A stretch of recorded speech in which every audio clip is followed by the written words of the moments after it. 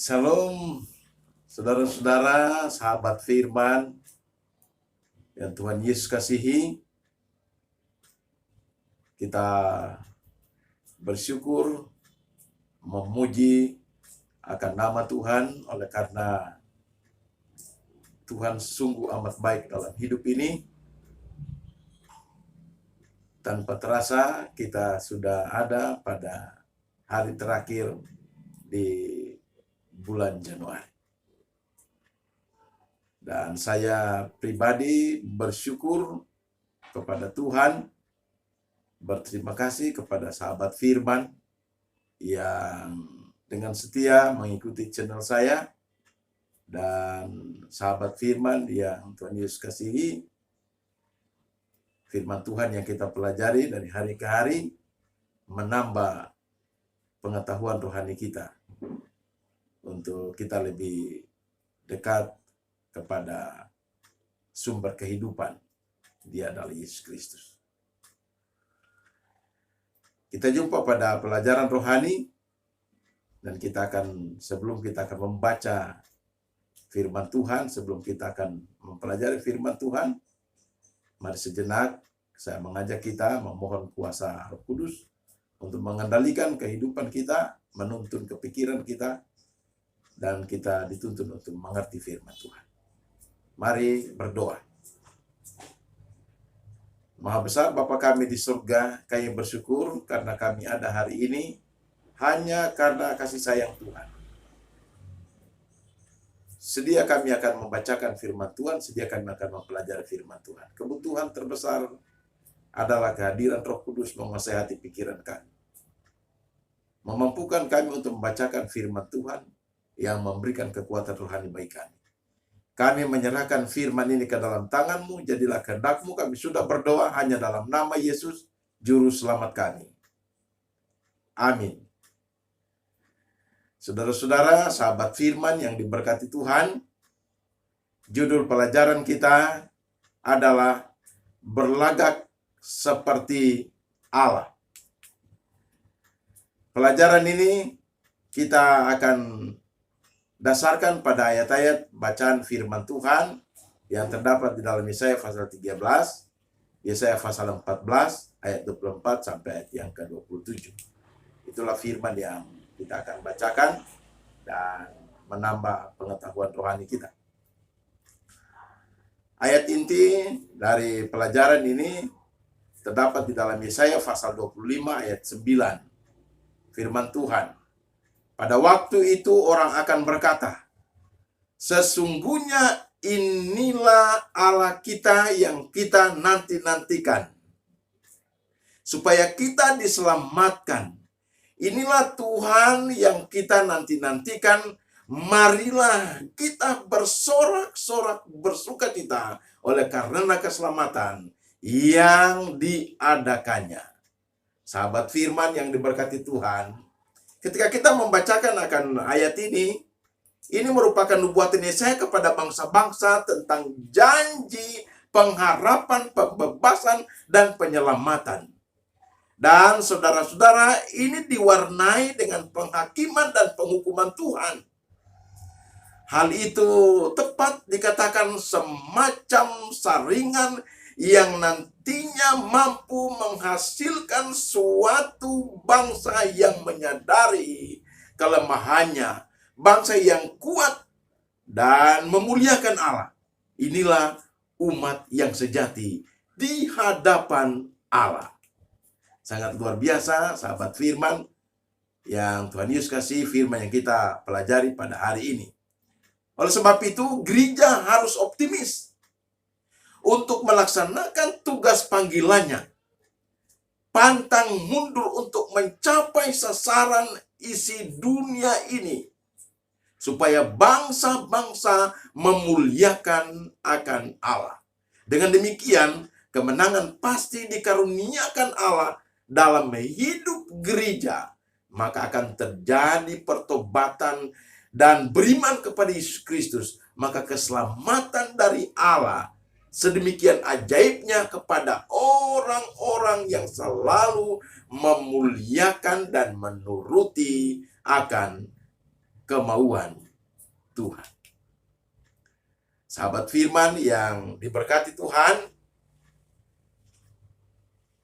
sejarawan dan filsuf Inggris John Edward Dryburgh yang dikenal dengan Baron Acton, dia menulis bahwa seorang yang memiliki kekuasaan menyalahgunakan kekuasaan untuk kepentingan sendiri, menindas yang lemah tanpa takut kepada Allah. Dan dia lanjutkan, kekuasaan mudah sekali membutakan mata, dan kehidupan seperti ini adalah menghidupkan kembali karakter Babel. Kalau kita perhatikan di dalam pasal 13 dalam buku Yesaya, ini adalah ucapan ilahi gelombang pertama tentang bangsa-bangsa bukan Israel, dan semua yang dikumandangkan ini semuanya benar terjadi. Yaitu, mari kita perhatikan, orang yang dipakai menjadi alat Tuhan untuk menggenapi nubuatan ini adalah Raja Kores dari kerajaan Media Parsi. Dalam ayat yang ke-17, saudara perhatikan, disebut alat yang dikuduskan. Alat yang dikuduskan. Nah, sahabat firman yang diberkati Tuhan, bila ia yang tidak kenal Tuhan disebut alat yang dikuduskan, mengapa kita tidak bisa meninggalkan karakter Babel supaya kita dikuduskan? Ingat sahabat firman, ingat bahwa hari Tuhan di sini dapat diartikan sebagai berikut. Sebagai satu penghukuman Tuhan atas Babel yang telah menindas umat Tuhan. Yang berikut adalah, kalau pada pasal-pasal sebelumnya Tuhan digambarkan sebagai Raja Damai yang datang memberikan kelepasan bagi orang durhaka, maka kita dapati di dalam pasal ini bahwa hari Tuhan adalah hari penghakiman yang sangat dahsyat. Karena kasih-Nya, maka Allah bersedia mengampuni setiap orang yang bertobat, yang percaya kepada Yesus Kristus. Karena keadilan-Nya, Allah akan menghukum setiap orang yang berdosa yang tidak mau bertobat. Oleh karena keadilan-Nya pula, Dia akan menyelamatkan orang yang berdosa yang mau bertobat.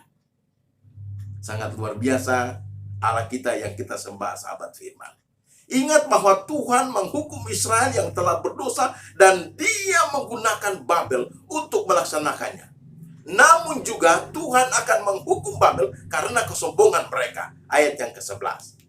Nah, pelajaran pada hari ini, pada sepanjang minggu ini, saudara-saudara, kita dapat temukan bahwa hanya kuasa Tuhan saja yang dapat membalikan, kuasa Tuhan saja yang dapat menghidupkan segala sesuatu di alam semesta ini. Kuasa Tuhan saja dapat memperbarui sikap dan tabiat saudara dan saya.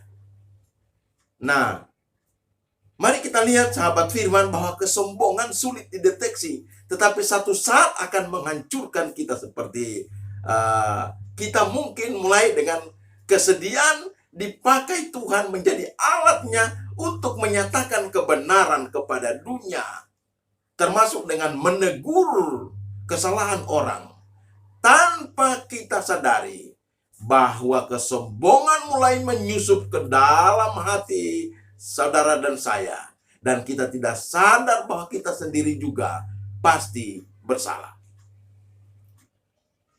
Peringatan Tuhan bagi umatnya bahwa mungkin kita tidak mencuri, mungkin kita tidak membuat kesalahan-kesalahan yang fatal, mungkin kita tidak membunuh, mungkin kita tidak korupsi, dan lain-lain sebagainya. Namun ada kejahatan yang tidak kita sadari karena kesombongan telah menutupinya. Sahabat firman yang diberkati Tuhan,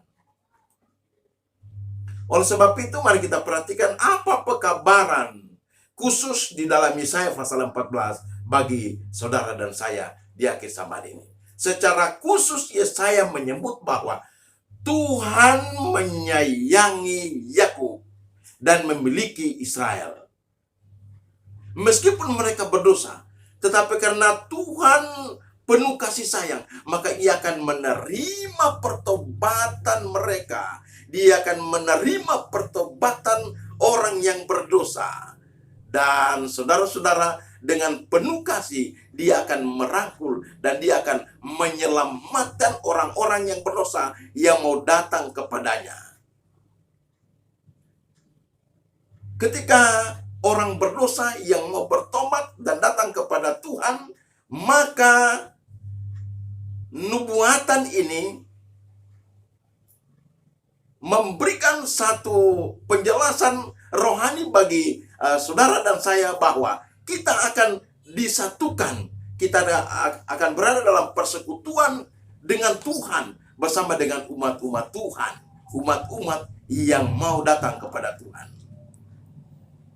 Sahabat firman yang diberkati Tuhan, kejatuhan Babel, keperkasaan Babel tidak ada apa-apanya di hadapan Allah. Meskipun ia berhasil meninggikan diri sampai ke langit, namun dari tempat ketinggian, tempat kedudukan bintang-bintang, Allah telah melemparkan mereka jatuh ke dalam nista. Dan kisah Babel ini terulang dalam kisah manusia yang menyombongkan diri. Ingat sahabat firman, bahwa ketika kita mau mengikuti akan karakter Babel ini, maka kekuasaan Babel yang lalim akan diremukkan. Saya ulangi, kekuasaan Babel akan diremukkan. Tetapi umat Allah pada akhirnya akan muncul dengan kemenangan.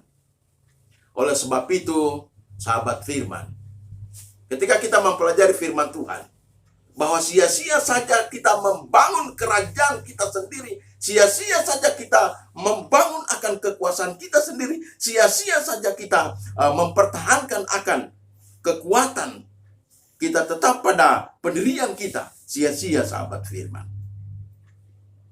Oleh sebab itu, ketika kita membacakan firman Tuhan, kita mempelajari firman Tuhan pada hari ini, maka firman ini menuntun kita, mengajak kita untuk tunduk dan takut akan Tuhan.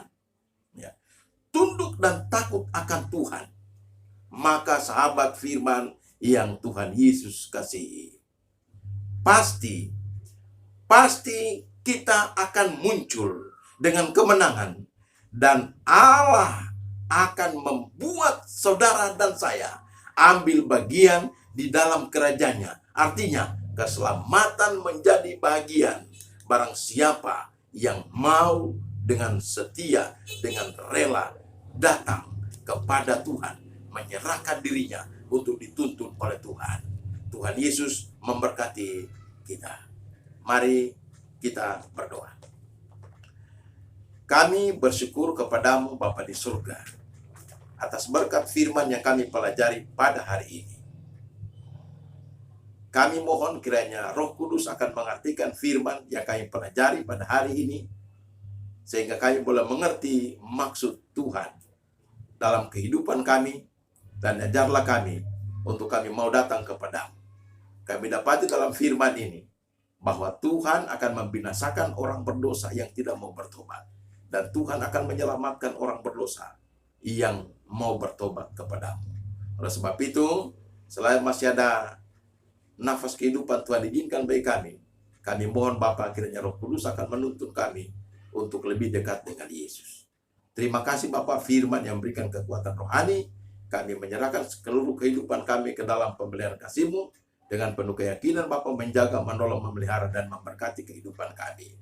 Ini doa kami. Persembahkan doa ini hanya di dalam nama Yesus, Juru Selamat kami. Amin.